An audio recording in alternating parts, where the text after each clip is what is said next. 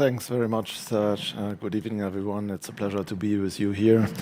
As a private capital lawyer working with alternative investment managers for years, I have had the privilege of observing that market from the inside across cycles, structures, strategies, and sometimes across very long investment committee meetings as well. So now that you have heard for almost an hour very impressive insights from our speakers, and that the bar is, I guess, starting to exert a certain gravitational pull, I try to stay very focused. So let me just provide some lawyers' thoughts on the 4 questions raised. So the why, the what, the how, the where. Why?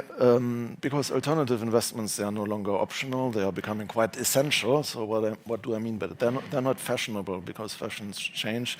But the way capital is being deployed has changed very differently. So banks lend less. The companies stay private for much longer time. Investors, they navigate inflation risk, geopolitical fragmentation, and increasing concentration in public markets. So in that environment, alternative investments, they respond to a very real need. So the need for resilience, for durability, and for trust. So now turning to the what, I think the set of opportunities continues to widen, but not evenly. Private equity is increasingly about operational value creation, and we have learned from Klaus, thank you for that. Also the attraction of smarter liquidity solutions, so secondaries.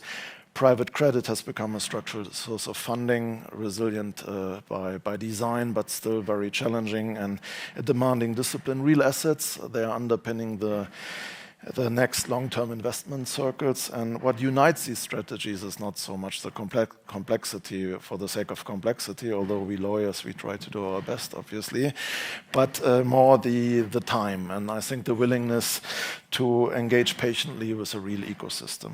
Now, turning to the how, alternatives, they are very demanding. So they reward rigor more than momentum, structuring, governance, allocation, discipline, documentation. These are no longer hygiene factors. They have become sources of competitive advantage. So there's a certain increased scrutiny that has raised the bar, but it has also professionalized the market, I think, in a very good manner. So performance, it's not only, as we have learned, about picking the right assets, it's also about how strategies are being designed, they are aligned, they are governed in practice over the longer term.